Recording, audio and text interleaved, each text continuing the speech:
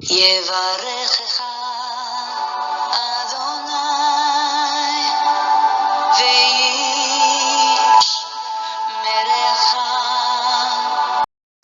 아멘. 우리 하나님의 말씀 누가복음 18장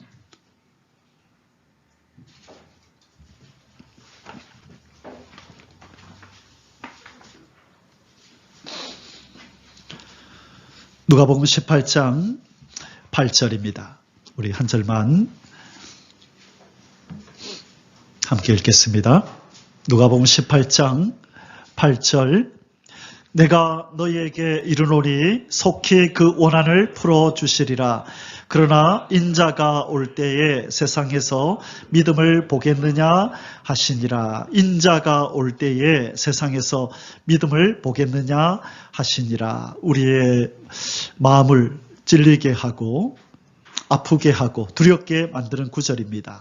이 세상에 수억의 그리스도인들이 이 땅에 살고 있지만 우리는 그들을 믿는이라 부르고 신자라 부르고 성도라고 부르지만 예수님께서 바라보시는 것은 다르다는 것입니다. 예수님이 바라보시는 믿는 자, 성도, 신자의 기준은 우리 인간이 일반적으로 가지고 있는 그것과는 차이가 난다는 것입니다. 그래서 우리가 이 하나님 말씀을 들으면서 우리 자신을 돌아보기를 원하는 것입니다. 우리의 믿음은 예수님이 원하시는 그 믿음의 수준에 이르는 것인가?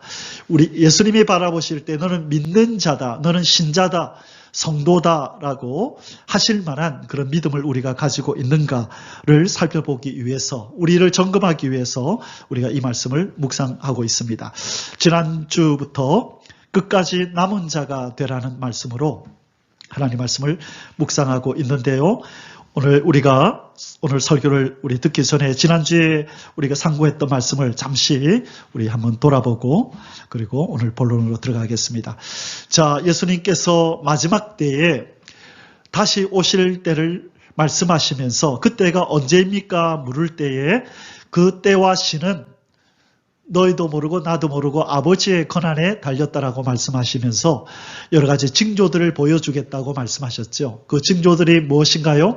우리가 잘 아는 것처럼 처처에 기근과 지진과 전쟁이 있을 것이고 사랑이 식어지고 이 악이 강성함으로 말미암아 사랑이 식어질 것이다. 그리고 사람들이 사고팔고 또 분을 내면서 부모를 거역하고 온갖 폐륜적인 일들이 이 땅에 많이 나타날 것이라고 마태복음 24장에서 또 디모데후서 3장에서 베드로후서 3장에서 여러 군데에서 말세의 징조들을 말씀하시는 가운데 특별히 마태복음 24장 37절에서 이렇게 말씀하셨다 그랬죠. 노아의 때와 같이 인자의 임함도 그러하리라. 징조를 보여주시는데 너희들이 이 세상이 노아의 때와 같거든 내가 올 때가 임박했음을 알라. 그러면 노아의 때가 어떤 때라 그랬어요? 홍수 전에 노아가 방주에 들어가던 날까지 뭐하고 있었다고 그랬습니까? 먹고 마시고 장가들고 시집가고 있으면서 홍수가 나서 그들을 다 멸하기까지 깨닫지 못하였으니 인자의 임함도 이와 같으리라. 홍수가 나서 그들을 다 멸하기 전까지도 그들은 그냥 일상적인 삶을 살면서 뭐 특별한 일이 있을까봐, 뭐 우리가 멸망받을까봐 노아를 통해서 수십 년을 외쳤던 그 심판의 경고를 듣지 않고 무시했던 이 사람들은 다 멸망을 당했는데 멸망을 당하기 전까지 일상생활을 반복했다는 것입니다. 여러분 오늘날 얼마나 많은 사람이 이 땅에 존재하고 그들이 하는 말, 그들이 하는 행동들이 다 일상적입니까? 몇천 년 전에 했던 일을 지금도 여전히 하고 있죠. 먹고 마시고 시집가고 장가가고 돈을 끌어모으고 명예를 위해서, 권력을 위해서, 건강을 위해서 거의 모든 인간들의 행동이 바로 노아의 때와 같이 심판받았던 이 사람들의 모습과 같이 먹고 마시고 입고 건강을 위하여 운동하고 시집가고 장가가고 이런 일을 반복하고 있을 때에 노아와 그의 가족은 하나님의 경고의 말씀, 앞으로 심판이 다가올 거라는 말씀을 믿고 언제 일어날지도 모르는 그 예언의 말씀을 믿고 그 힘들고 고된 방주를 만드는 일을 100년 가까이를 그렇게 했다는 것입니다. 하나님의 말씀을 믿는 것도 어려운데 그 하나님의 경고의 말씀, 심판의 말씀을 믿고 구원의 방책인 방주를 짓는 노력 또한 했다는 게 이게 하나님 보실 때 참으로 귀한 믿음의 행위인 것입니다. 그래서 우리가 마지막 때에도 똑같은 일이 일어날 것이라고 했을 때 지금 우리에게 심판의 경고가 주어졌습니다. 전에는 물로 심판했지만 이제는 무엇으로 심판한다고요? 불로 심판하리라. 그래서 이사야 33장에 가면 어느 정도의 불심판이냐? 공기가 불이 될 거다. 민족들이 햇돌이 타듯이 민족들이 다 타버릴 것이고 공기가 불이 돼서 숨을 쉬지 못할 정도로 그렇게 불심판이 임할 거다. 여러분, 핵폭탄이 터지면 후폭풍이 몰아치고 핵폭탄이 터지면 엄청나게 뜨거운 열기가 그 지역을 휩쓸어 버립니다. 숨을 쉴 수가 없어요. 그 공기가 너무 뜨거워서 뼈가 녹아내려 버립니다. 나가사키, 히로시마에 가면 그 전시관이 있는데 다음에 코로나가 좀 풀리면 가까운 나가사키 한번 가서 그 원자폭탄이 터졌던 그 지역에 그대로 그 부분을 보존하고 박물관을 만들어 놨는데 얼마나 그 핵폭탄이 무서운지 한번 여러분이 실감해 보기를 바랍니다. 앞으로 인간이 가지고 있던 모든 폭탄들이 다 터지고 하나님이 지진을 일으켜서 화산이 찢어지고 땅이 갈라지면서 용암이 터져나오고 지하에 있던 모든 뜨거운 용암들이 다 지상으로 올라와서 이 지구를 다 태워버릴 거라고 요한계시록 16장에서 예언하고 계십니다. 하나님의 말씀이 우리에게 주어졌다는 거예요. 심판이 옵니다. 물심판을 하시겠다고 예언하시고 이루셨던 것처럼 하나님이 불심판을 하시겠다고 예언하신 말씀은 반드시 때가 되면 이루어지는데 너무나 오랫동안 인간의 계산으로 너무나 오랫동안 안 이루어졌기 때문에 이것이 우리와 상관없는 것처럼 이루어지지 않을 것처럼 사람들이 치부하지만 하나님은 진실하신 분이고 하나님은 약속을 지키시는 분이기 때문에 약속하신 이 성경의 예언을 반드시 이루실 줄을 믿습니다. 노아와 심판받은 자의 차이가 거기 있었다는 거예요. 하나님은 창조주시요. 저분은 진실하신 분이다. 저분의 입의 말씀은 능력이 있고 신실해서 저분의 입에서 나온 말씀은 반드시 때가 되면 성취가 되고 그 말씀대로 이 땅에 역사가 일어난다라고 믿고 저 하나님이 물로 심판하겠다고 말씀하셨으니 반드시 그렇게 하실 거야. 저걸 믿고 준비하자. 하나님 어떻게 해야 돼요? 방주를 만들어라. 그래야 물 심판을 너희들이 피할 수 있으리라. 그 말씀을 믿고 노아와 그 가족들은 그렇게 했다는 것입니다. 오늘날 우리에게 뭐라고 예언하셨어요? 불로 세상을 심판하리라. 그럼 하나님 어떻게 해야 돼요? 걱정하지 마라. 내 안에 공평과 정의를 해가고 겸손히 내 법을 순종하면서 사는 그들은 내가 보호할 거다. 절대 보호하리라. 약속해 주셨다는 것입니다. 그래서 우리가 할 것은 지하를 파서 숨을 곳을 찾는 게 아니에요. 우리가 할 것은 구급 어떤 비상용품들을 구입해서 어디 산 깊은 곳에 숨는 것이 아니라 예수 그리스도 안에 온전히 숨는 것인 줄 믿습니다. 온전히 그분만을 믿고 그분이 원하시는 삶을 살면서 우리의 세마포를 단장하고 그분이 명하시는 주의 말씀을 지켜 행하면서 그분을 기쁘시게 하고 그분과 동행하는 삶을 사는 것이 방주 안에 들어가는 삶인 줄 믿습니다. 그분이 우리 안에 들어오셔서 평안하게 기쁘게 동행하실 수 있도록 우리의 심령에 큰 믿음으로 성전을 짓고 거룩함과 정결함으로 금초대 교회를 이루어야만 우리 주님이 우리와 편안하게 동행하실 줄 믿습니다. 그분이 바로 우리의 방주인 것입니다. 이제는 우리가 노아 때처럼 어떤 큰 건물, 배를 만들 필요도 없어요. 비행기 만들 필요 없어요. 예수 그리스도가 바로 방주였던 것입니다. 그래서 노아를 통하여 보여주신 것은 노아와 그의 가족이 만든 것이 바로 예수 그리스도였다. 예수 그리스도 안에 들어가면 너희들이 산다. 그 말씀을 우리에게 하시고자 노아와 방주 사건을 보여주신 것입니다. 그래서 고린도후서 5장 17절에 누구든지 그리스도 안에 있으면 새로운 피조물이라. 이전 것은 지나갔으니 보라 새 것이 되었도다. 그렇게 말씀하신 것입니다. 예수 그리스도가 우리의 방주인 줄 믿습니다. 그래서 우리는 남은 자였던 노아의 가족들처럼 우리도 남은 자가 되어야 하는데 이 남은 자의 특징이 무엇이었습니까? 하나님의 약속을 믿었고 그 약속 가운데 있었던 심판을 이제는 피할 방책을 준비했다 그랬습니다. 크게 두 가지라 그랬죠.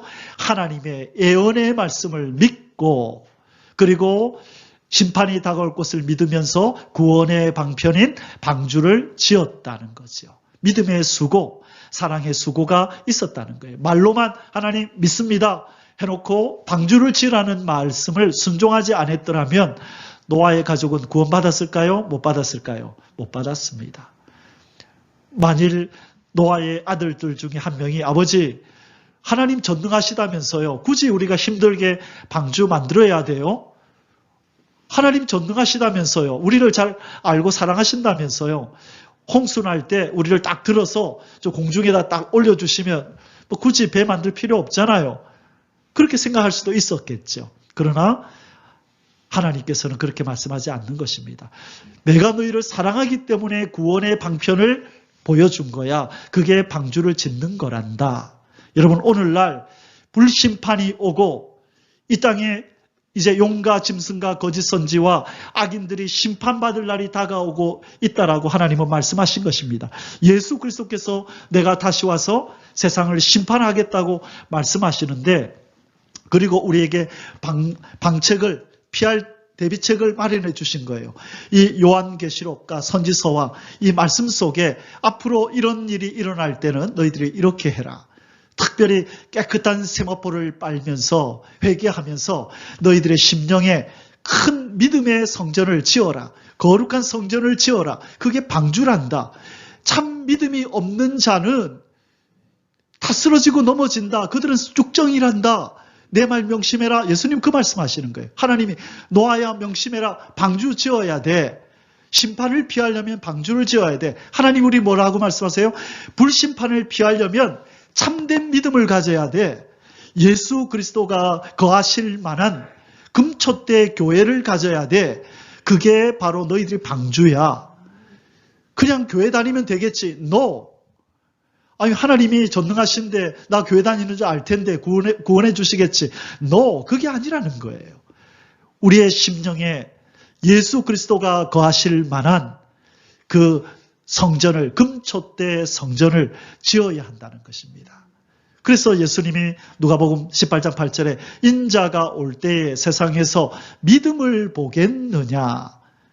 그 믿음을 가진 자를 보겠느냐. 내가 원하는 수준의 그런 심령의 성전을 가진 자, 참된 예배가 올라가는 성전이 있는 자, 진실된 찬양과 기도를 올리는 그 심령의 성전을 가진 자, 그 방주를 가진 자가 몇 명이나 될 것 같으냐라고 말하는 거예요. 중요한 것은 우리의 심령에 교회를 세우는 겁니다. 이거는 힘들어요. 이 세상이 너무나 악하기 때문에 어둡기 때문에 더더욱이 힘들어요. 노아는 왜 힘들었을까요? 많은 사람들이 비방하고 조롱하니까 어느 날은 지치고 힘들어서 방주를 또 만들러 나갈 때에 내가 이 일을 언제까지 해야 되나? 내가 지금 바르게 하고 있나? 내가 괜히 가족들 고생시키는 거 아닐까? 내가 잘못 들은 거 아닐까? 왜 하나님은 그 이후에 아무 말씀도 안 하시지? 저 많은 사람들은 지나가면서 다 손가락질하고 비웃는데 왜 하나님은 아무 말씀도 안 하시지? 내가 이 가장 노릇 잘못하는 거 아니야? 내가 뭔가 이거 잘못 들어서 괜한 고생시키는 거 아니야? 라고 아마 노아도 생각을 한두 번은 했을 거라고 봐요. 너무너무 핍박이 심하니까, 조롱이 심하니까, 다 비웃으니까. 언제 한번 마음껏 동네를 한번 거닐 수나 있었겠어요? 아유, 저 미친 할배 또 왔다. 그러지 않겠어요? 그 말을 듣는 것이 얼마나 힘들었겠어요. 매일매일 하나님이 나타나셔서 노아야, 저 말 듣지 마라. 네가 지금 잘하고 있다. 그래 줬으면 좋았을 텐데 성경은 그랬다고 얘기를 안 해요. 홍수가 나기 전, 비가 내리기 전 7일 전에 나타나셔가지고 노아야 방주 잘 만들었네? 이제 됐다. 이제 들어가라. 그때 얼마나 노아가 안도감이 들었을까요? 그렇지. 내가 바로 들었어. 그때 가족들한테 큰소리 치지 않았겠어요? 하나님이 또 나타나셨다. 우리가 잘했다고 하나님 칭찬하셨다. 자, 방주에 들어가자. 그러고 나서 진짜 약속대로 말씀대로 비가 내릴 때에 그죠? 이 노아가 가족들로부터 얼마나 존경을 받았겠어요. 그러나 그 존경을 받고 인정을 받기까지 그 긴 세월 동안은 조롱과 비방과 멸시를 받았죠.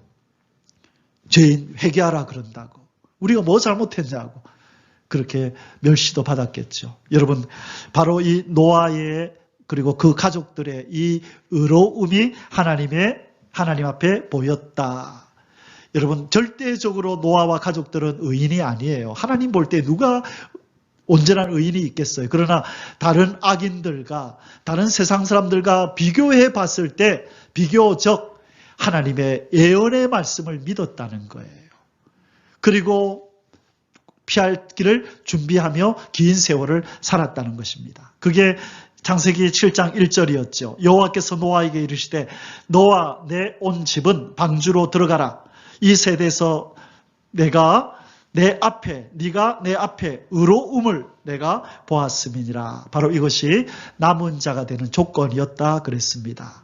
자, 그러면 오늘 우리가 어떻게 하면 우리도 이 남은 자의 반열에 우리도 들어갈 수 있을 것인가, 우리가 세 가지로 간단하게 살펴보고 말씀 마치겠습니다. 첫째, 어떤 사람이 끝까지 남은 자가 되는가? 하늘에 속한 자의 삶을 사는 자가 바로 끝까지 남은 자입니다. 어디에 속한 자의 삶을 살으라고요? 하늘에 속한 자. 여러분, 남은 자라고 하는 것은 구원받아 하늘에 들어갈 자라는 뜻이에요. 남은 자의 결국은 어디로 들어가요? 하나님이 계신 하나님의 나라로 들어가는 자가 끝까지 남은 자잖아요. 그러니까 하나님 계시는 하늘나라로 입성하기 위한 끝까지 남은 자가 되기 위해서는 이 땅에 살면서 이미 하늘을 사는 법을 익히고 거기에 익숙해 있어야 된다는 거예요. 이 땅에서는 전혀 하늘과 상관없이 땅에 속해 살면서 하늘에 들어가기를 소망한다? 그것은 말이 되지 않는 거죠. 하나님 그곳에 들어가게 해주십시오. 그렇게 한다? 말이 되지 않는 것이죠. 이 땅에 살면서도 하늘에 속한 하늘의 시민인 것을 기억하고 그 하늘의 시민답게 사는 모습이 있어야만 남은 자가 되는 것입니다. 하늘에 속한 자의 삶을 산다는 것은 다시 말해 그리스도 안에 산다는 뜻이에요. 쉽게 말해서 예수님은 어디서 내려오셨어요? 하늘에서 내려오셨죠. 뭐하러 이 땅에 내려오셨어요? 땅에서 태어나서 땅의 삶을 사는 자들을 하늘 백성을 삼고 하늘을 사는 사람으로 만들기 위해서 예수님이 오셨어요. 그래서 우리가 예수 안에 들어가서 그분과 함께 산다는 것이 곧 하늘의 삶을 사는 자가 된다는 것이에요. 예수님은 이렇게 말씀하셨습니다. 요한복음 15장 4절에 내 안에 거하라. 나도 너희 안에 거하리라. 그리고 5절에서 그가 내 안에 내가 그 안에 거하면 사람이 열매를 많이 맺나니 나를 떠나서는 너희가 아무것도 할 수 없음이라. 여기서 중요한 단어가 뭐냐면 예수 안에 산다는 거예요.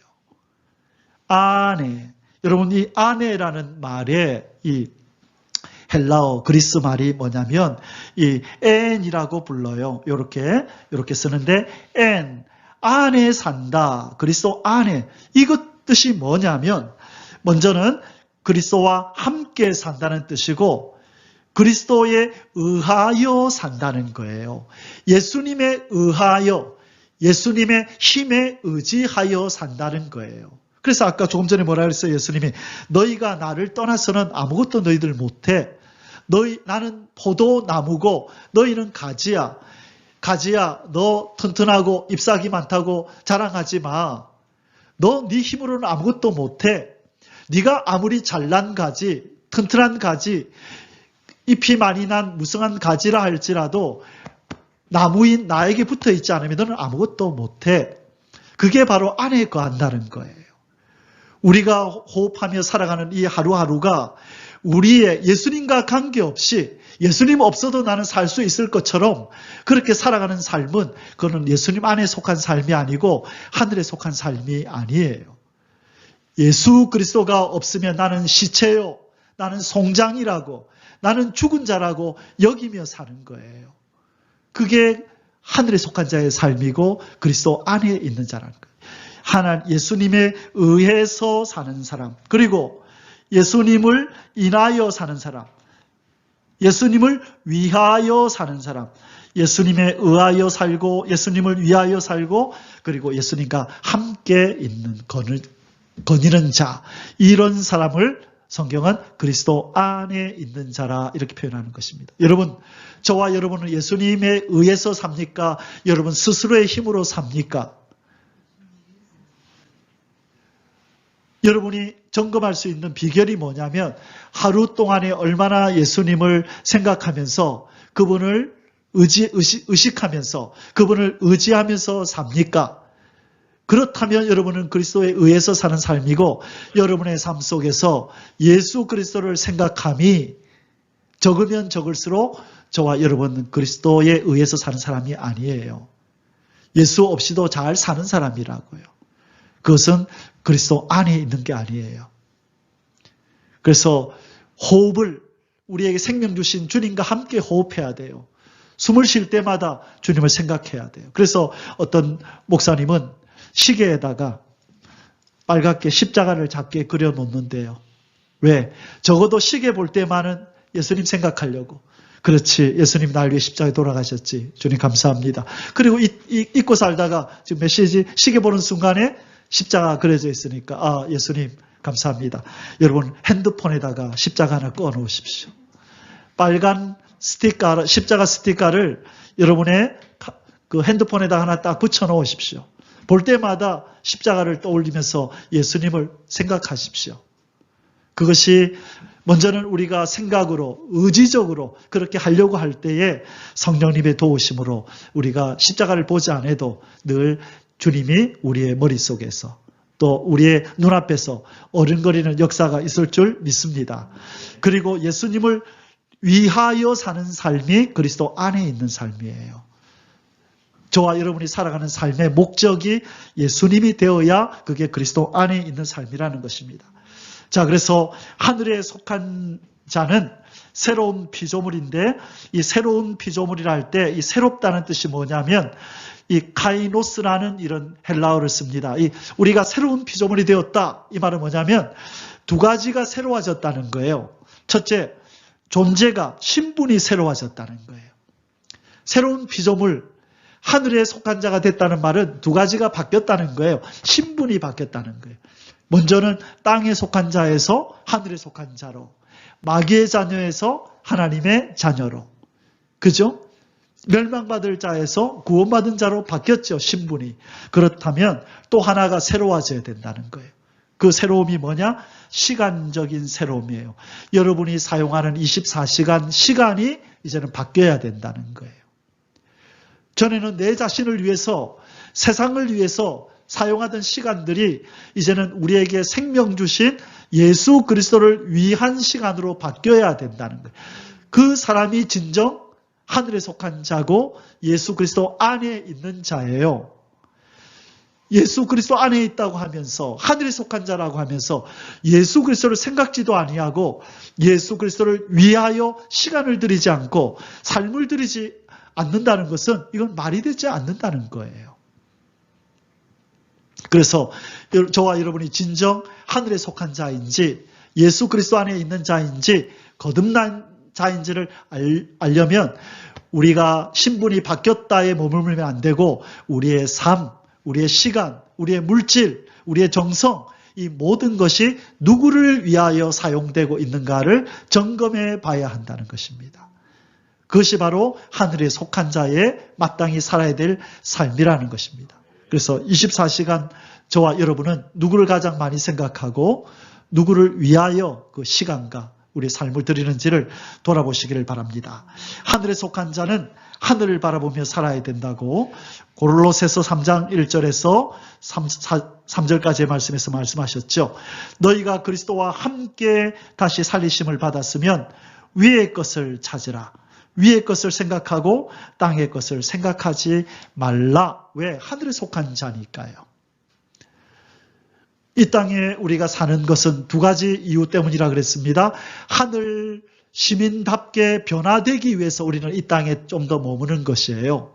이제 곧 들어가게 될 하나님의 나라에 우리 자신이 그 나라에 들어갈 백성으로 변화되기 위해서 이 땅에서 우리가 살아가는 거예요. 그래서 날마다 점검해야 돼요. 어제보다 오늘이 더 나아졌는지, 그리고 오늘보다 더 나은 모습으로 내일 변화되어 있어야 돼요.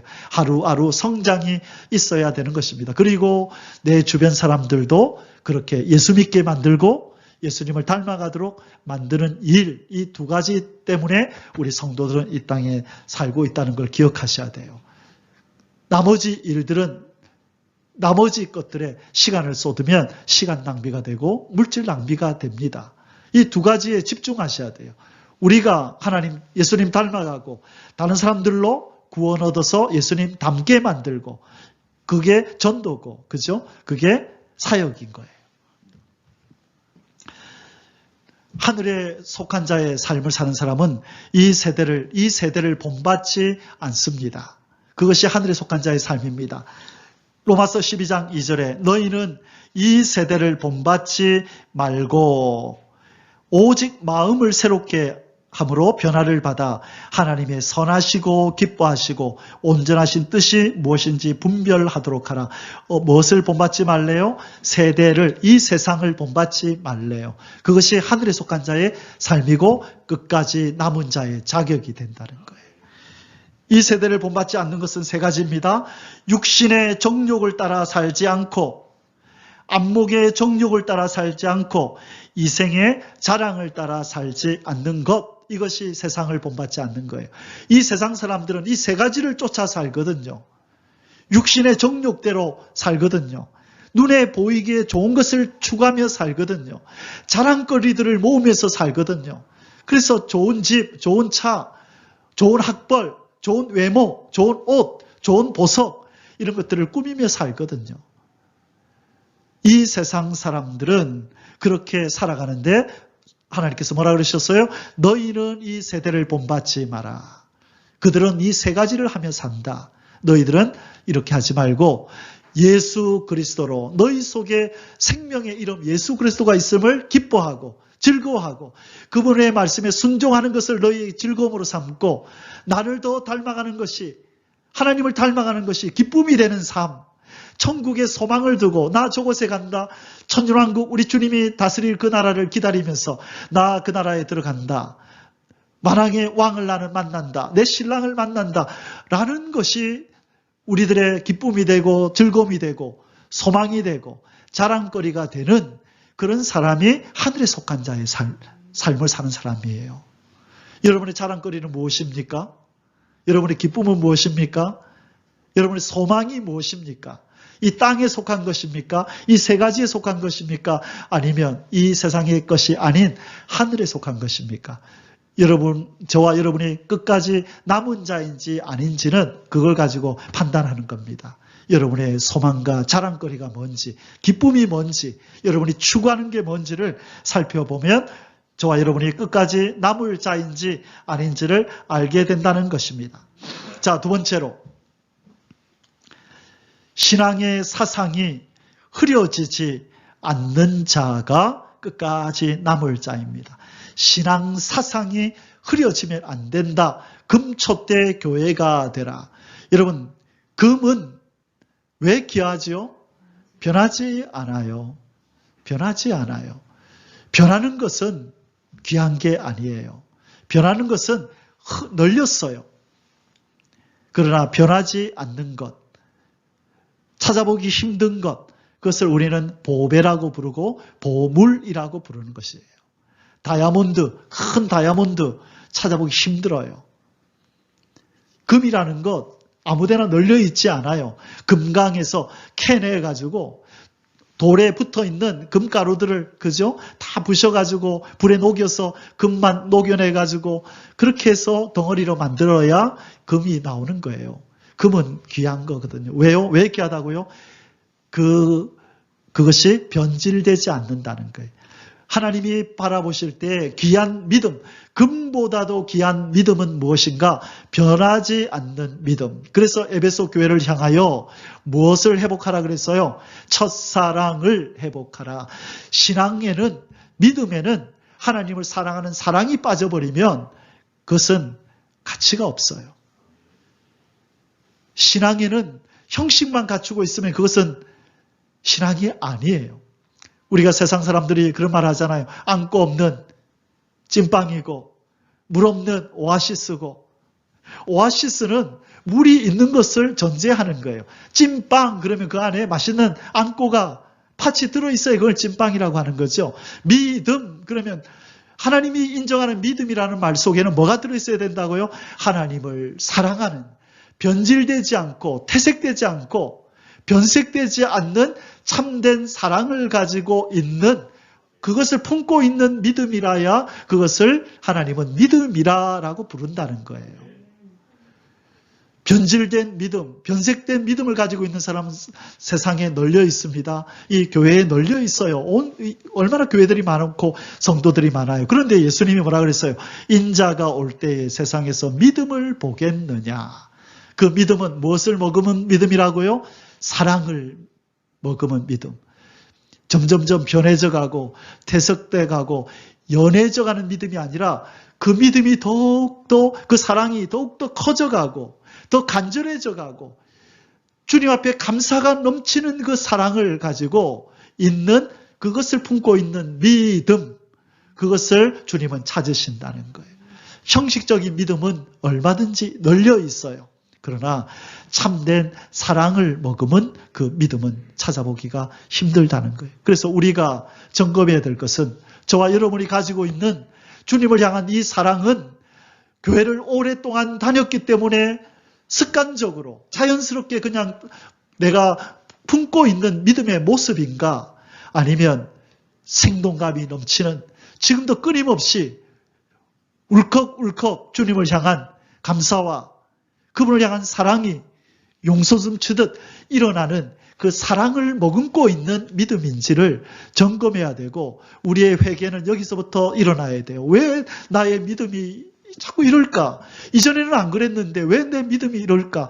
전에는 주님을 생각하고 찬양하고 예배하면 감동이 있고 그분과의 교제가 있어서 예배를 드리고 나면은 마음이 시원해지고 두려움이 떠나가고 하나님이 내 옆에 계신 것처럼, 나를 꼭 안아주신 것처럼 마음이 편안했는데 요즘은 내 예배가 왜 이럴까?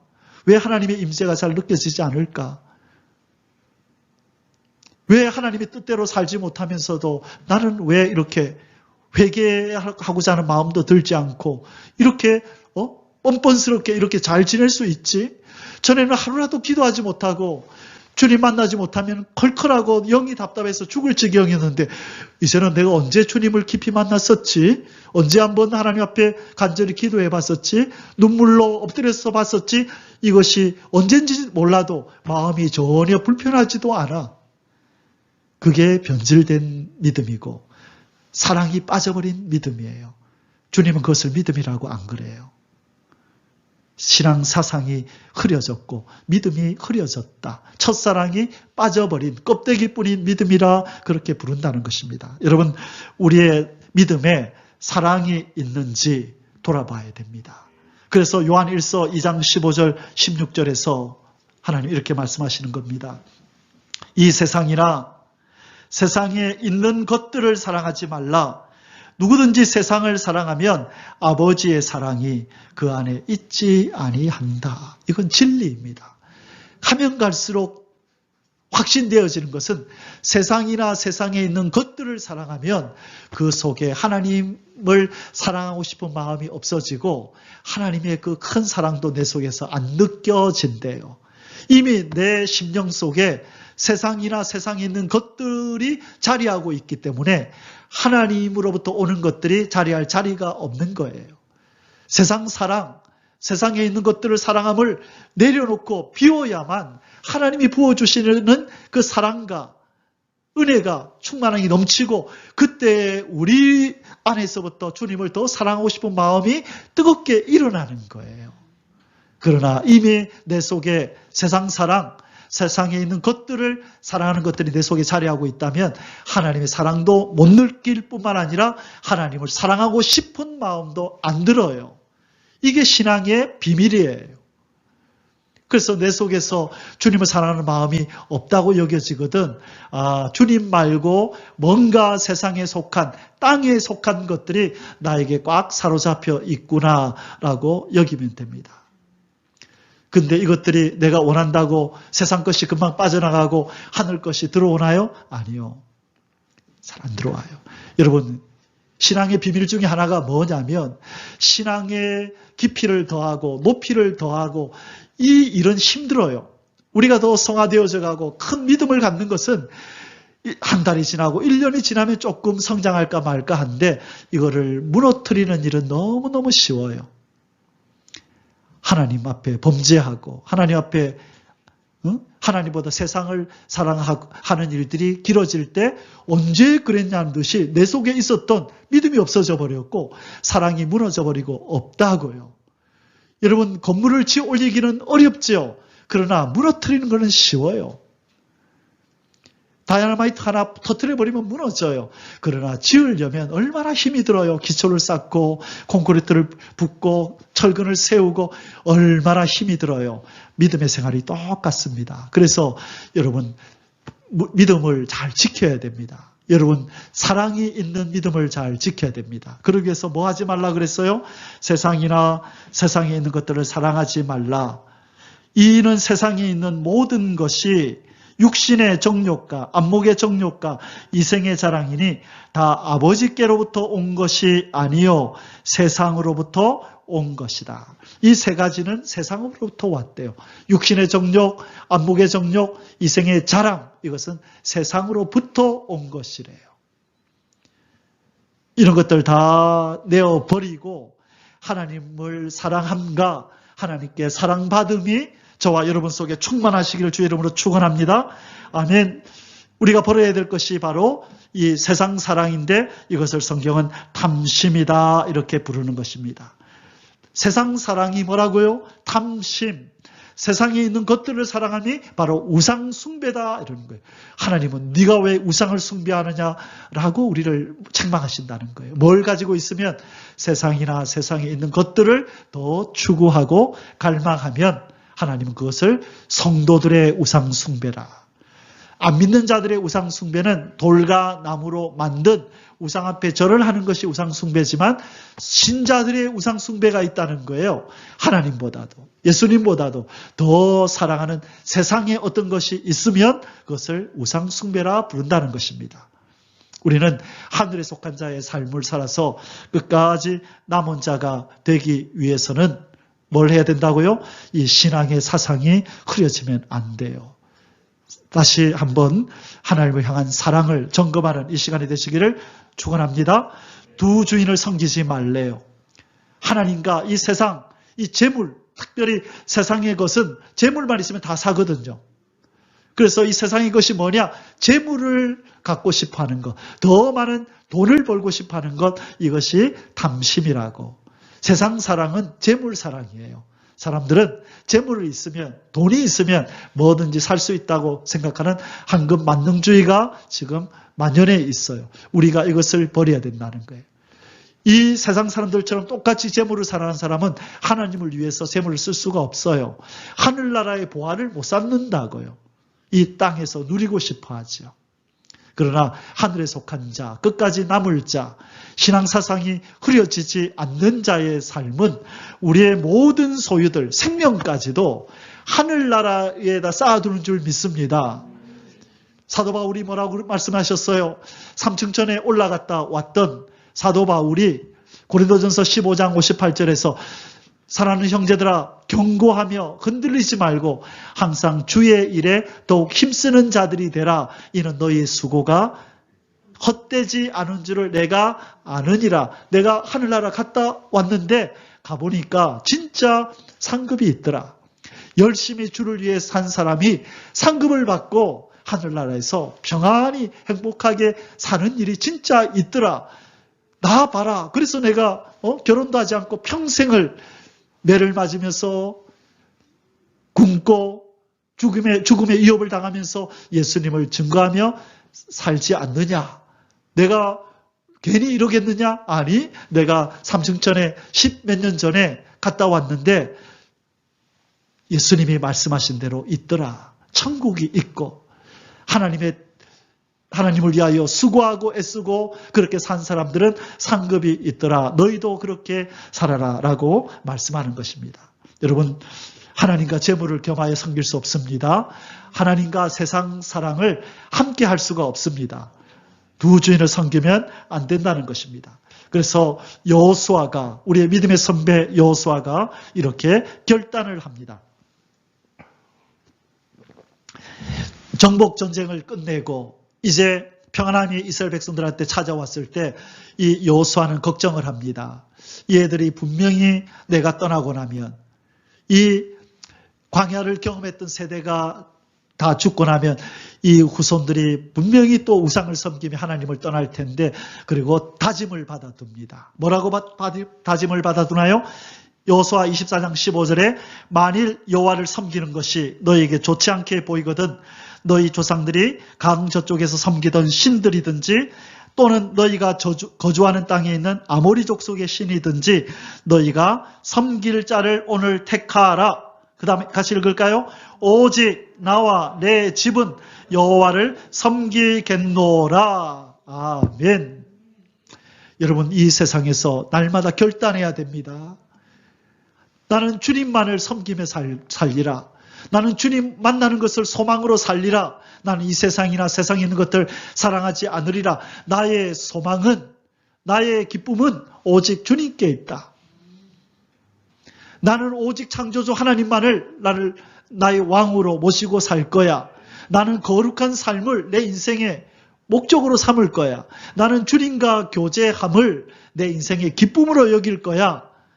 여러분, 이것이 쉬운 일이 아니에요. 여러분, 끊임없이 결단하셔야 돼요. 우리의 기쁨이 무엇입니까? 우리 주님 만나고 우리 하나님 나라에 들어가는 것. 우리 주님이 세우실 천년 왕국에 들어가서 주님을 왕으로 모시고 눈물, 탄식, 고통, 사망 없는 곳에서 사는 것인 줄 믿습니다. 여러분, 이 신앙사상이 흐려지면 안 돼요. 세상 사람들은, 마귀는 예수님을 꼬셨듯이 감히 예수님을 뭘 가지고 꼬시든가요? 먹을 것 가지고 꼬시죠. 너 육신의 정욕을 채워봐. 너 배고프잖아. 먹어봐. 그리고 성전의 꼭대기에 올라가서 뛰어내려봐. 성전에 사람이 제일 많아. 광야, 이스라엘 땅 중에서 사람이 제일 많은 곳이 성전이야. 여기 날마다 북적북적거려. 예수야, 네가 한번 저 높은 곳에서 뛰어내려봐. 안 다치는 모습을 한번 보여봐. 그러면 보고 있는 모든 자들이 너를 숭배하고 너를 섬길 거야. 한번 자랑거리 이생의 자랑거리 한번 가져봐. 라고 유혹하는 거죠. 예수님이 no 하자. 그 다음에 세 번째로 높은 산에 데리고 가서 온 천지 만물의 아름다운 영광을 보여주면서 너희가 나에게 절하면 이 모든 것을 주겠다 그러잖아요. 그죠? 그건 무엇일까요?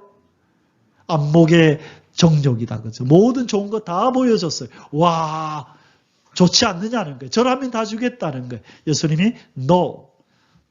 오직 주 하나님만 섬기라 하셨다. 나는 그럴 거야.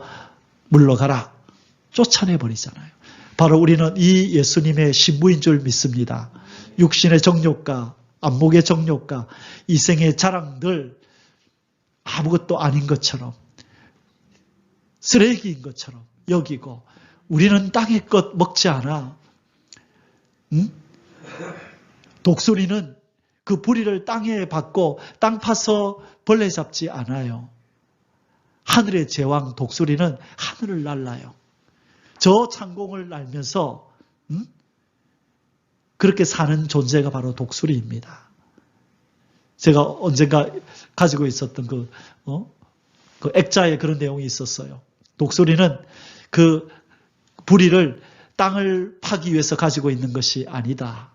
그러면서 이 독수리는 그 날개를 펴고 그 창공을 나르기 위해서, 그리고 더 값진 재물, 그 먹잇감을 위해서 그 부리를 가지고 있는 거지, 병아리처럼 다른 새들처럼 땅 이렇게 파가지고 벌레 끄집어내 먹으려고 가지고 있는 것이 아니다. 그래서 독수리처럼 비전을 가지라, 뭐 어떤 그런 내용이었어요.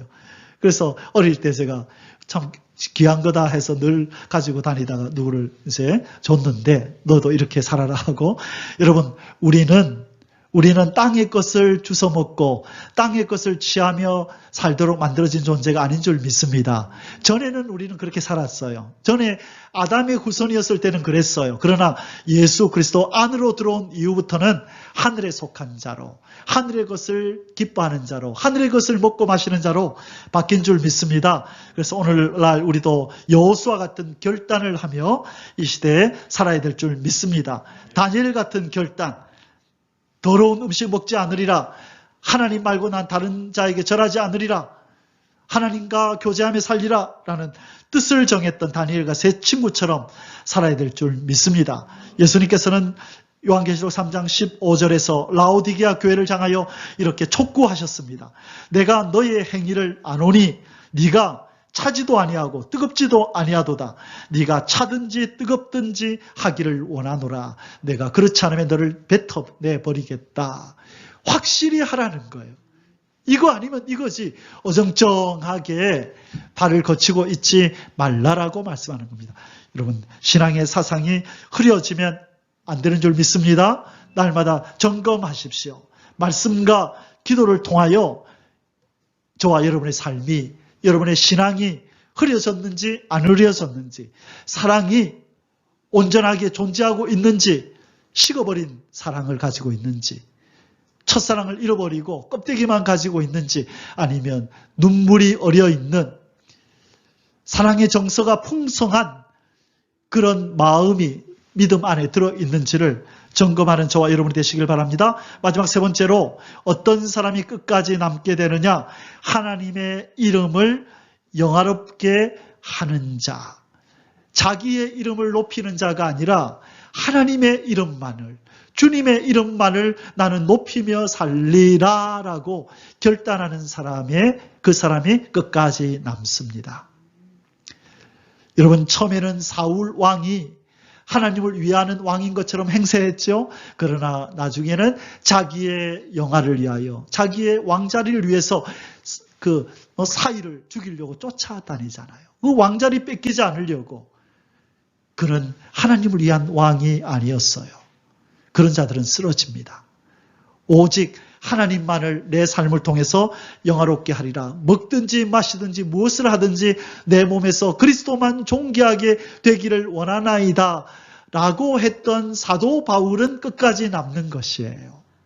세상을 사랑한 대만은 하나님의 역사에서 사라지는 거예요. 그러나 먹든지 마시든지 무엇을 하든지 내 몸에서 그리스도 예수만 존귀하게 되기를 원하나이다 라고 결단했던 사도 바울은 끝까지 남은 자가 되어서 면류관을 받는 것입니다.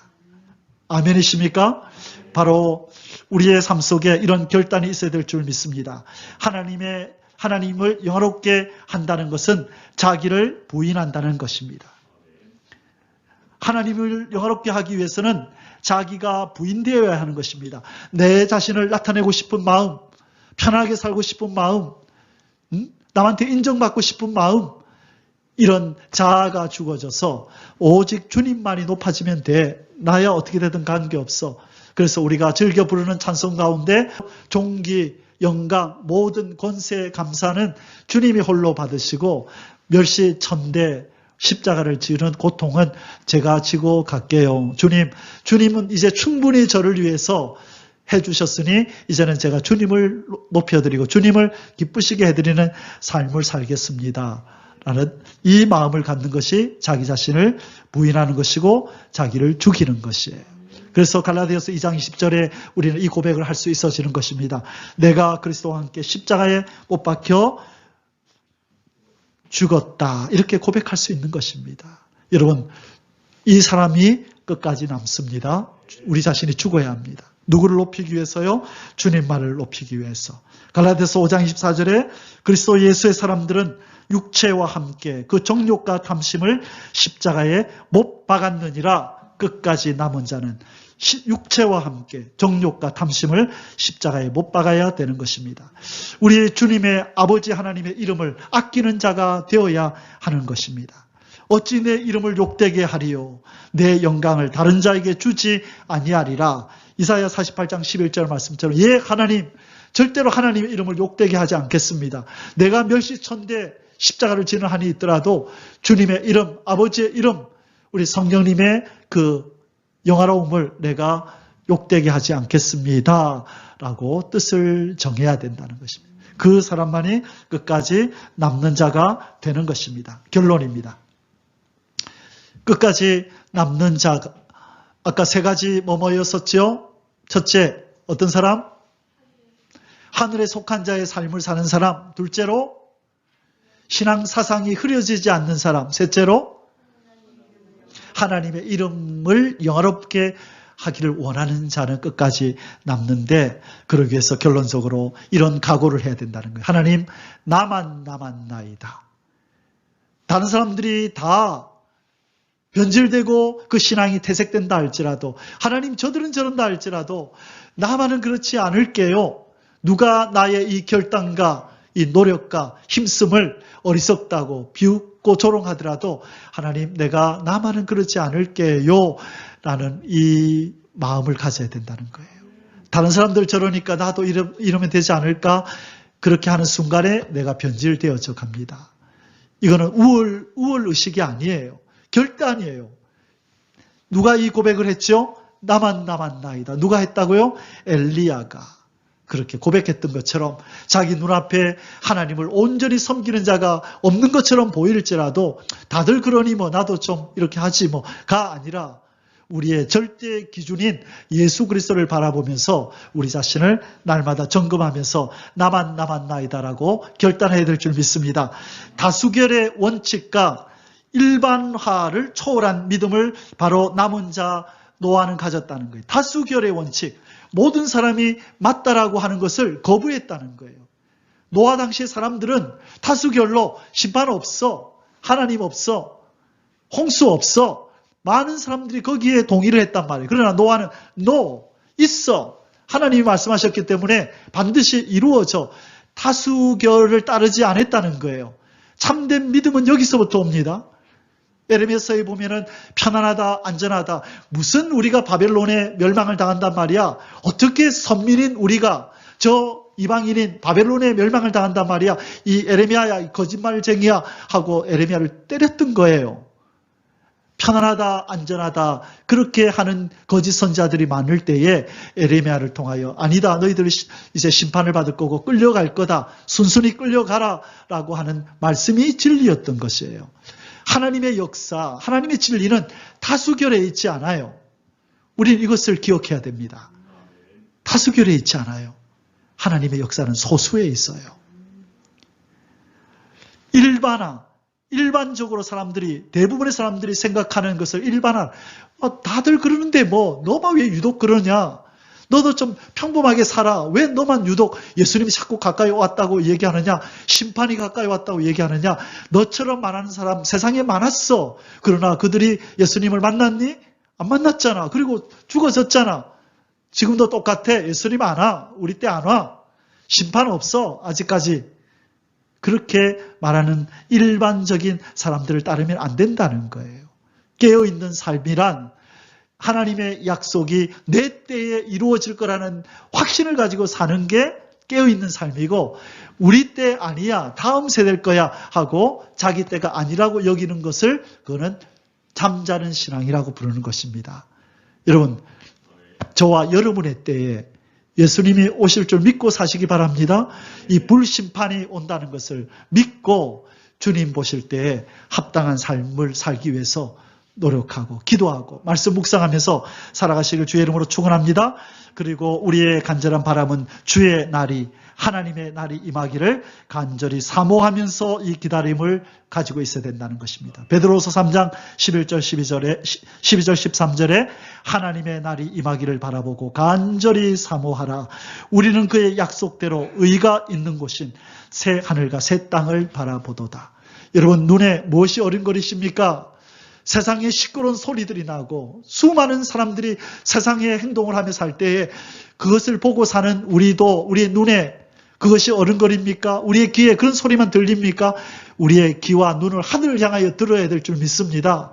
이것이 우리의 고통이에요. 너무나 많은 세상의 사람들의 먹고 마시고 시집가고 장가가는 모습과 세상의 것들을 얻으려고 취하려고 떠드는 소리들이 우리의 귀를 쟁쟁거리는 이때에 우리의 눈을 하늘을 향하여 들고 우리의 귀를 하늘을 향하여 여는 이 일이 너무너무 힘들다고요. 그래서 우리가 모일 때마다 각오하는 거예요. 주님, 힘을 주십시오. 하늘을 바라보도록, 하늘을 향하여 귀를 열도록, 주님의 음성에 귀를 기울이도록 도와주소서. 우리의 심령이 세상의 것으로 채워지지 않도록, 하늘의 것으로 채워지도록 도와주십시오. 그렇게 기도하며 살아야 깨끗한 예수님의 신부가 될 줄 믿습니다.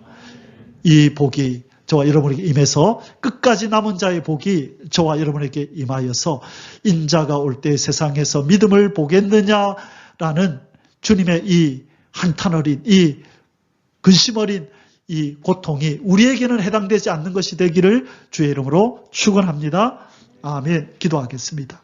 하늘의 하나님 아버지, 인자가 올 때 세상에서 믿음을 보겠느냐, 근심 어려 슬픔 어린 말씀을 하신 주님의 음성을 기억합니다. 인자가 올 때 노아의 때와 같으리라는 말씀을 기억하며 심히도 하나님의 애언의 말씀을 믿고 그 심판을 면하기 위해서 방주를 짓는 자, 구원을 위하여 준비하는 자가 심히 적을 것이라는 말씀을 기억합니다.